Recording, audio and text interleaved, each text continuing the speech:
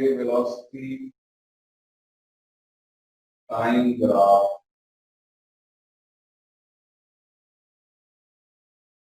Velocity time graph, इसको शुरू करने से पहले ये पता हो कि ग्रेडियंट या स्लोप ऑफ ग्राफ किससे बोलते हैं।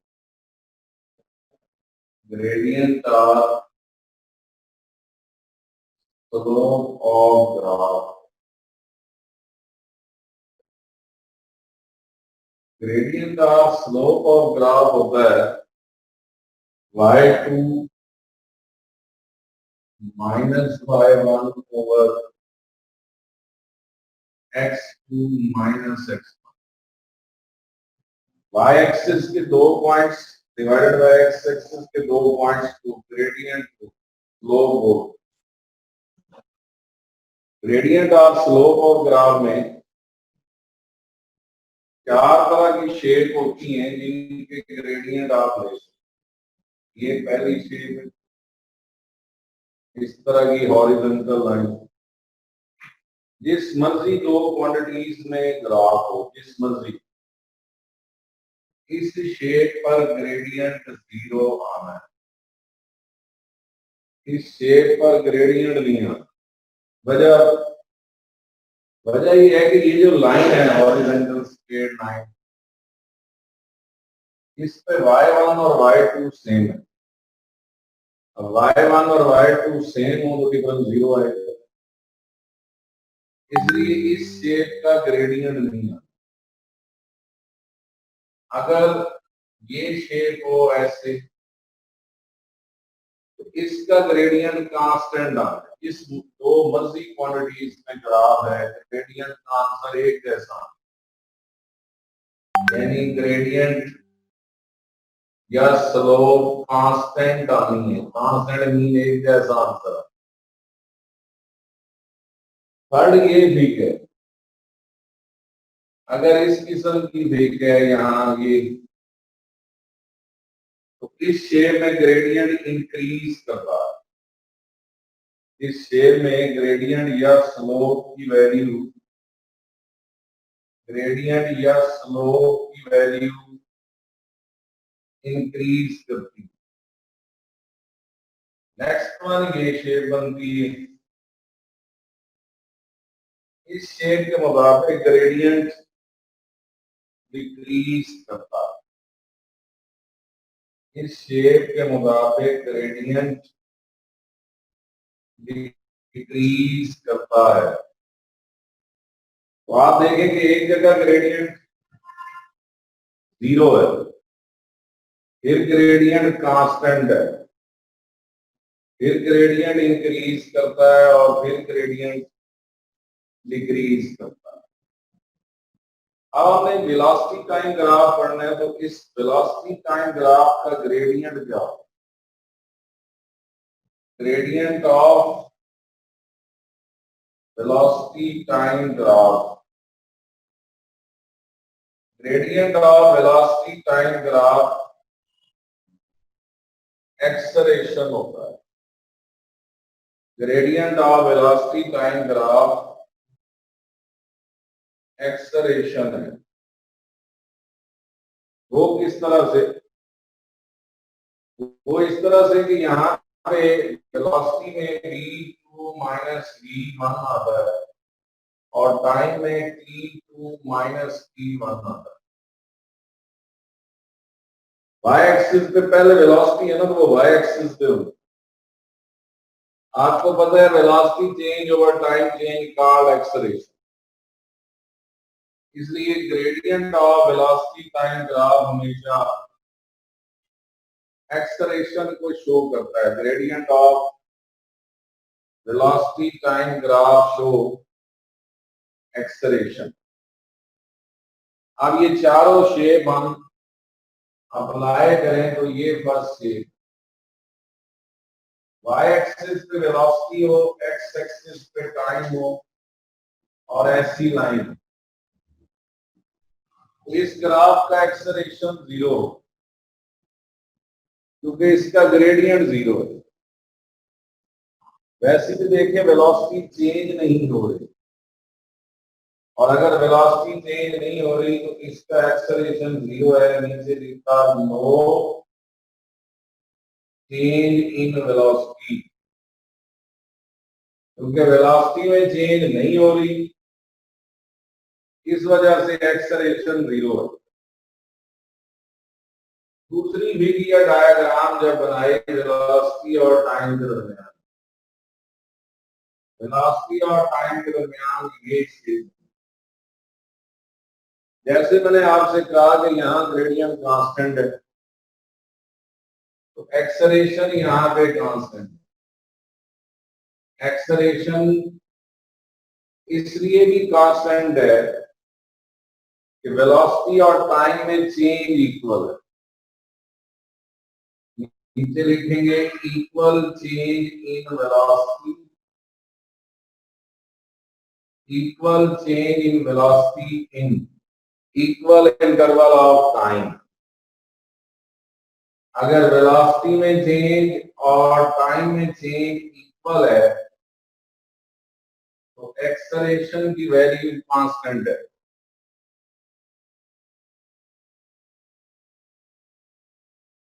ग्रेडियंट बताया मैंने कि शुरू में यही लिखा है gradient y2 minus y1 over x2 minus x, y axis के 2 पॉइंट्स ओवर x एक्सिस के 2 पॉइंट्स ग्रेडियंट। पहली शेप में बताया कि इसका ग्रेडियंट नहीं आता, उसकी वजह ये है, ये देखेंगे y1 और y2 सेम है, डिफरेंस 0 आ जाए। दूसरी शेप में बताया कि इसका ग्रेडियंट कांस्टेंट आता है, एक जैसा आंसर आता है। तीसरी शेप में बताया कि ग्रेडियंट इंक्रीज करता है। चौथी शेप में बताया कि ग्रेडियंट डिक्रीज करता है। अब वेलोसिटी टाइम में जब ये लाइन बनाई वेलोसिटी टाइम, तो बताया क्योंकि वेलोसिटी टाइम में ये हॉरिजॉन्टल लाइन होगी तो ग्रेडियंट नहीं है, और ग्रेडियंट कौन है वेलोसिटी टाइम का? एक्सेलरेशन। तो इसलिए इस शेप पर एक्सेलरेशन नहीं है। देखिए नो चेंज इन वेलोसिटी। दूसरी शेप बनाई वेलोसिटी टाइम के दरमियान, ये लाइन है, इस लाइन के मुताबिक एक्सेलरेशन कांस्टेंट आ, एक जैसा आंसर, क्योंकि ग्रेडियंट कांस्टेंट है। यहां पे इक्वल चेंज इन वेलोसिटी है, इक्वल चेंज इन टाइम है, इसलिए एक्सेलरेशन का आंसर कांस्टेंट आना है। नंबर 3 थर्ड शेप बनाए वेलोसिटी और टाइम के दरमियान, ये शेप ऑफ ग्राफ। जैसे इसमें बताया कि एक्सेलरेशन इसमें इंक्रीज करेगा क्योंकि वेलोसिटी टाइम का ग्रेडियंट एक्सेलरेशन, इस शेप में एक्सेलरेशन की वैल्यू इंक्रीज करेगी, इस शेप में एक्सेलरेशन की वैल्यू इंक्रीज करेगी। नंबर 4 शेप बनाई वेलोसिटी और टाइम के दरमियान, वेलोसिटी और टाइम के दरमियान ये शेप जिसके मुताबिक ग्रेडियंट डिक्रीज करता, क्योंकि ग्रेडियंट डिक्रीज करता है इसलिए एक्सेलरेशन भी डिक्रीज करेगा। तो आपको ये होना चाहिए कि कहां एक्सेलरेशन 0 है, यहां कहां एक्सेलरेशन का आंसर कांस्टेंट आता है? दूसरी शेप। थर्ड शेप में एक्सेलरेशन इंक्रीज करता है और फोर्थ शेप में एक्सेलरेशन डिक्रीज करता है। और वेलोसिटी टाइम का ग्रेडियंट एक्सेलरेशन होता है। मैंने बताया आपको क्यों कि ऊपर वेलोसिटी आनी है, नीचे टाइम आना है, वेलोसिटी ओवर टाइम एक्सेलरेशन। इसके बाद याद रखें कि area of velocity time graph, अगर वेलोसिटी टाइम ग्राफ का एरिया लें, ग्रेडियंट में तो आप डिवाइड करते हैं ना कि y एक्सिस के 2 points divided by x axis के 2 पॉइंट, एरिया में आपने इन्हें मल्टीप्लाई कर area of velocity time graph show distance velocity time का एरिया डिस्टेंस हो और उसकी वजह यह है कि आपने दोनों को जरब देनी फिर सुन लें ग्रेडियंट में अगर मैं बोलूं ग्रेडियंट ऑफ वेलोसिटी टाइम तो मैंने वेलोसिटी को टाइम पे डिवाइड करना है acceleration area of velocity time मैंने वेलोसिटी को टाइम से जरब देनी है और डिस्टेंस यानी अगर ये शेप ऑफ ग्राफ है ये इस तरह वेलोसिटी है और ये टाइम है तो इसका एरिया फाइंड करना इसका एरिया ऑफ रेक्टेंगल बनता है इसका एरिया ऑफ रेक्टेंगल बनता है और area of rectangle base into height होता है एरिया ऑफ वी टी जिन्हें एरिया ऑफ रेक्टेंगल बनेगा तो एरिया ऑफ रेक्टेंगल का फार्मूला अगर लिखें एरिया ऑफ रेक्टेंगल इक्वल्स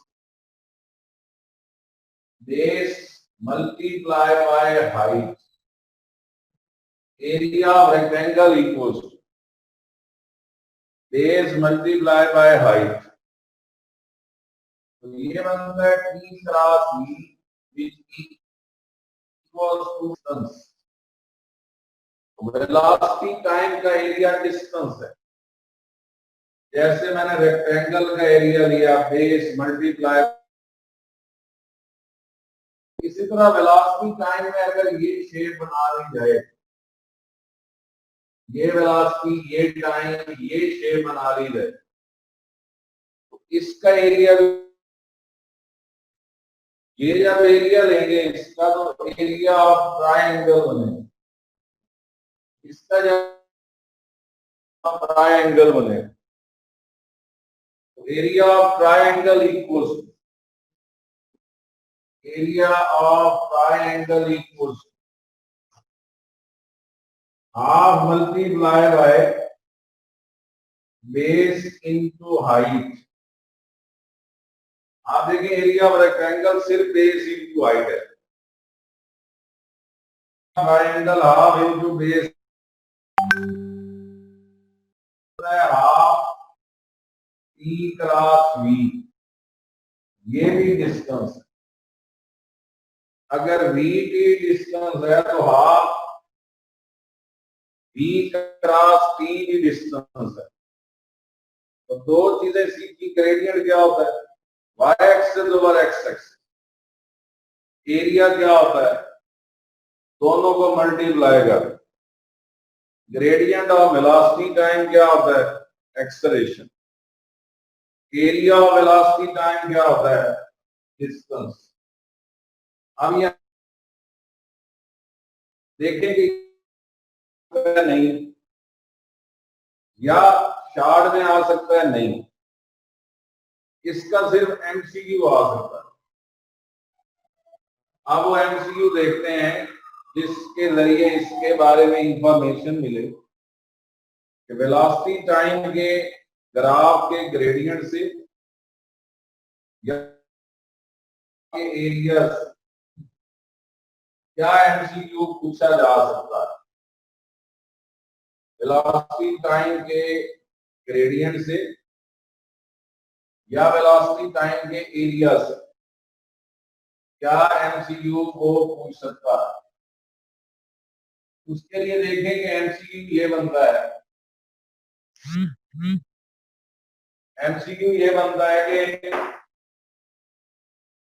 यहां पे ये वेलोसिटी टाइम ग्राफ गिवन है ये देखें कि इधर वेलोसिटी है इधर टाइम है वेलोसिटी टाइम लिखने के बाद एक शेप ये है ये सेक्शन ए है दूसरी शेप ये है ये बी है थर्ड शेप ये है ये सी है और फोर्थ शेप ये है ये डी है ये चार शेप हैं ए बी सी और डी अब वो पूछता है कि ये चार ऑप्शन है in which section acceleration increasing, in which section of graph, in which section acceleration increasing, इस सेक्शन में एक्सेलरेशन इंक्रीज करा। अब देखिए बेटा, ए में तो कांस्टेंट है एक्सेलरेशन, बी में 0 है, आपने ये 4 शेप पढ़ी है। तो इंक्रीज करता है सी में, जहां ग्रेडियंट बढ़ रहा है, तो आंसर सी है। पहले में ग्रेडियंट कांस्टेंट है, दूसरे में ग्रेडियंट 0 है, तीसरे में ग्रेडियंट इंक्रीज कर रहा है। इसी तरह दूसरे क्वेश्चन में, सेकंड क्वेश्चन में वो मेंशन करता है कि y एक्सिस पे वेलोसिटी है और x एक्सिस पे टाइम है। ये वेलोसिटी और ये टाइम, ये शेप ऑफ ग्राफ दे रहे हैं, ये शेप ऑफ ग्राफ है। यहां पे लिख रहा है कि टाइम 0 है, 2 सेकंड है, और इधर टाइम जो है यहां पे ये 4 सेकंड है। 0, 2 और 4 सेकंड है। इधर डिस्टेंस दे रहा है, वेलोसिटी दे रहा है, वेलोसिटी यहां पे लिख रहा है कि वेलोसिटी 10 मीटर पर सेकंड है। ये इस पॉइंट पर आपसे कहता है कि ग्राफ से डिस्टेंस फाइंड करें। जैसे आपको समझाया कि area of velocity time graph distance, तो इसमें 2 एरिया आने हैं, पहले ट्राइंगल का आना है, फिर रेक्टेंगल का एरिया। 2 एरिया आने, पहले ट्राइंगल का एरिया होता है half multiply by base multiply by height plus triangle का है half into base into height plus rectangle का है base into height, half into base into height plus base into height.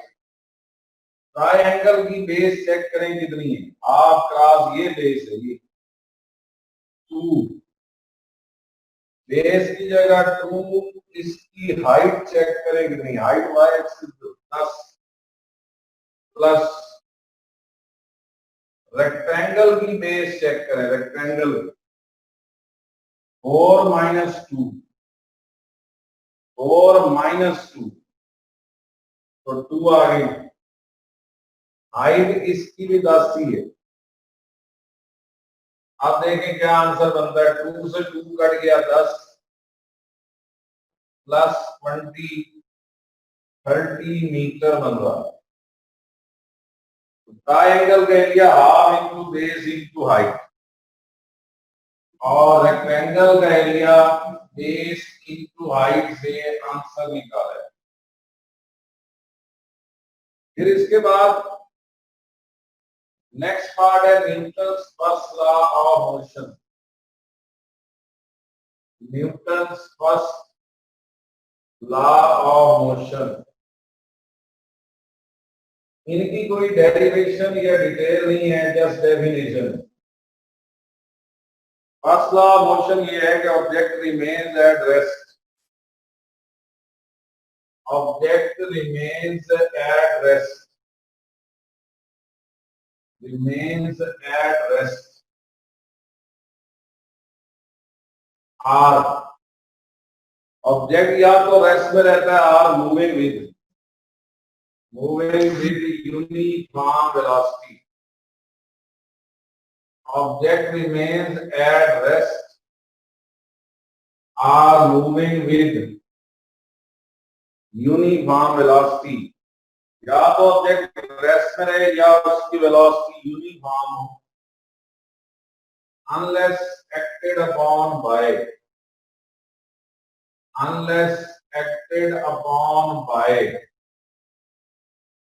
unbalanced force,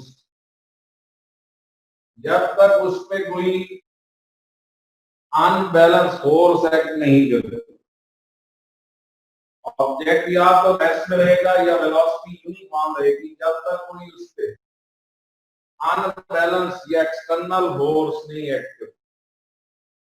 अगर उसकी rest position में change आनी है या उसकी वेलोसिटी में चेंज आनी है तो वो बाहर वाली फोर्स की वजह से आनी, अनबैलेंस फोर्स की वजह से आनी। कुर्सी रेस्ट में है तो रेस्ट में रहेगी जब तक हम उस पर फोर्स अप्लाई नहीं करते।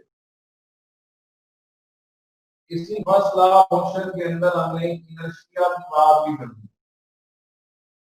इनर्शिया क्या है? इनर्शिया है प्रॉपर्टी दैट अपोजेस एनी चीज। इनर्शिया है property that opposes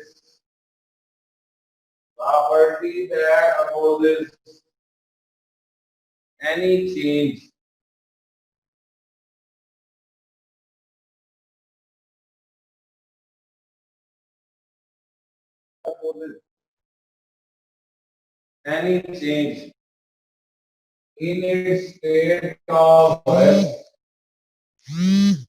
or motion. In its state of rest or motion. ऐसी प्रॉपर्टी जो किसी भी चेंज को अपोज करे। मिसाल के तौर पे पत्थर रेस्ट में है, हैवी स्टोन, तो अगर वो मोशन में आना चाहता है तो उसका इनर्शिया उसको अपोज करता है। एक हैवी पर्सन जिसका मैस ज्यादा है, दौड़ रहा है, अब वो रुकना चाहता है, इनर्शिया उसका अपोज करे। अब गौर है तो इनर्शिया ये कह रहा है कि रेस्ट वाली रेस्ट में रहे, मोशन वाली मोशन में रहे, क्योंकि वो चेंज को तो अपोज कर रहा है। इनर्शिया चेंज को अपोज कर रहा है। तो फर्स्ट लॉ भी यही कह रहा है। फर्स्ट लॉ भी यही कह रहा है जब तक फोर्स नहीं लगती रेस्ट वाली रेस्ट में रहेगी या जिसकी वेलोसिटी यूनिफॉर्म है वो चेंज नहीं होगी। इसलिए कहा जाता है first law of motion also called law of inertia. First law of motion also called first law of motion. First law of motion also called law of inertia. First law of motion को law of inertia बोल सकते हैं। अगर पूछे वजह क्या है, जवाब देंगे फर्स्ट लॉ में भी रेस्ट वाली या वेलोसिटी यूनिफॉर्म वाली चेंज नहीं होनी जब तक फोर्स ना लगे। इनर्शिया भी हर चेंज को अपोज करता है। आप इसी तरह Newton second law of motion, Newton second law of motion, when a force acts on a body produces an acceleration in it. When a force acts on a body, when a force acts on a body, it produces an acceleration in it. जब force किसी body पे act करती है वो उस body में acceleration produce करती है। वैसे हर फोर्स एक्सेलरेशन प्रोड्यूस नहीं करती। वो फोर्स जो वेलोसिटी चेंज करे वही एक्सेलरेशन प्रोड्यूस करे। पत्थर नीचे गिर रहा है, आदमी रोकने की कोशिश करता है, फोर्स उसने लगाई, लेकिन पत्थर की वेलोसिटी चेंज नहीं हुई, इसका मतलब है उसमें एक्सेलरेशन नहीं आना। आप एक गाड़ी को चलता हुआ रोकने की कोशिश करते हैं, फोर्स तो आपने लगाई, लेकिन अगर उसकी वेलोसिटी चेंज नहीं होती उसमें एक्सेलरेशन प्रोड्यूस नहीं होगा। इसलिए एक ये बात याद रखनी है कि हर फोर्स जो अप्लाई हो वो एक्सेलरेशन प्रोड्यूस नहीं करती। तो फिर कौन सी फोर्स एक्सेलरेशन प्रोड्यूस करती है? जिसकी वजह से पहले velocity change.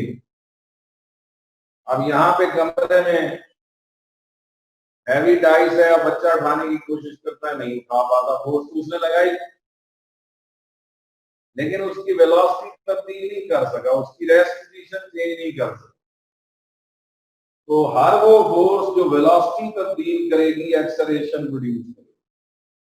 Acceleration directly proportional होता है फोर्स की, इक्वेशन नंबर 1।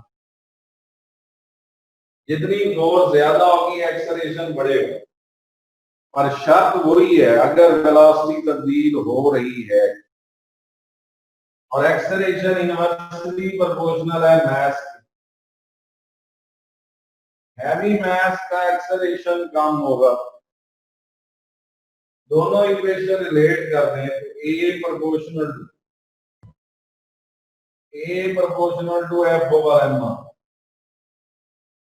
कांस्टेंट यहां 1 ले लो, जब कांस्टेंट 1 लिख देते हैं तो F equals to M A or, constant 1 है।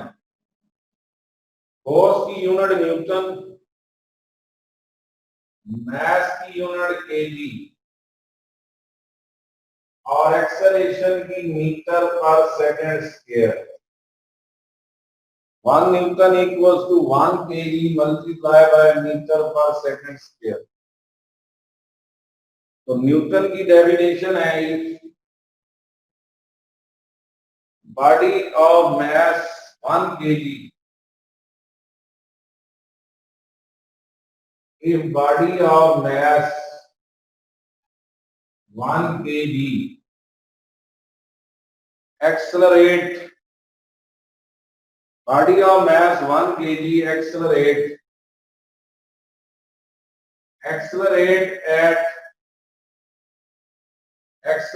with acceleration of, yeah, accelerate at the rate of 1 meter per second square। दोबारा जरा इसको देखें, यूं लिखते हैं body of mass 1 kg, body of mass 1 kg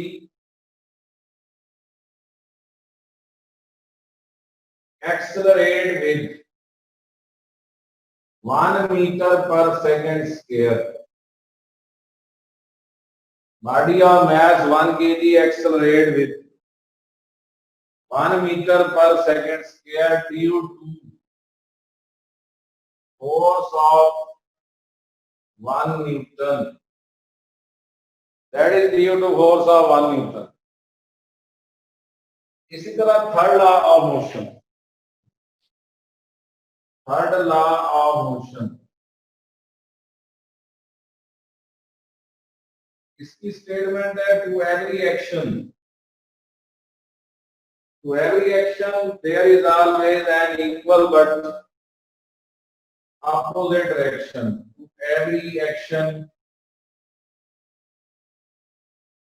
to every action there is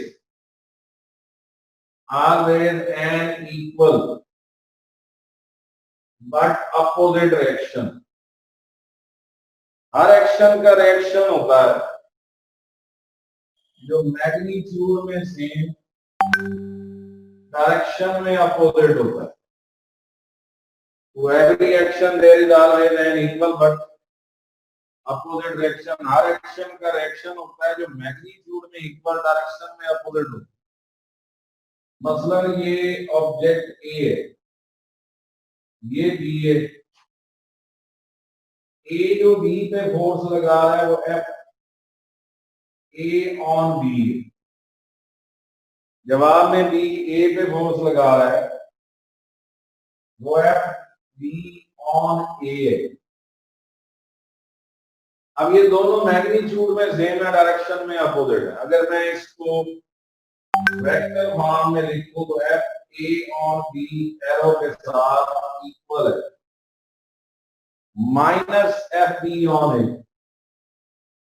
minus का meaning यही, अगर मैंने एरो डाले तो मैग्नीट्यूड सेम है, डायरेक्शन अपोजिट है। अगर मैं एरो ना डालूं तो मैग्नीट्यूड में ये दोनों फोर्सेस सेम है। एमसीक्यू आया कि which law of motion define force, which law of motion, which law of motion define force, कौन सा लॉ ऑफ मोशन फोर्स को डिफाइन करता है? बच्चे लिखा है second law. Second law define नहीं करता, फर्स्ट लॉ डिफाइन। जब तक फोर्स ना लगे फर्स्ट लॉ डिफाइन करता है। तो सेकंड लॉ क्या करता है?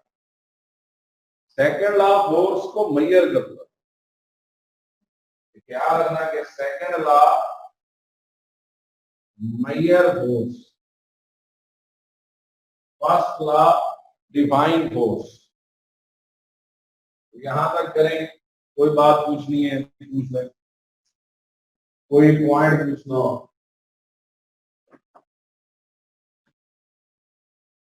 सर ये ग्रेडियंट क्या होता है? क्या जी? ग्रेडियंट? ग्रेडियंट स्लोप है यार, सबसे पहले यही बताया है। y2 minus y1 over x2 minus x1। y axis के दो पॉइंट्स ग्राफ में, y एक्सिस पता है ना, डिवाइडेड बाय x एक्सिस के दो पॉइंट्स। मसलन वेलोसिटी टाइम है तो उसका ग्रेडियंट क्या है? वेलोसिटी y एक्सिस पे, टाइम x एक्सिस पे, तो वेलोसिटी डिवाइडेड बाय टाइम क्या बनता है? एक्सेलरेशन। इसलिए gradient of velocity time graph acceleration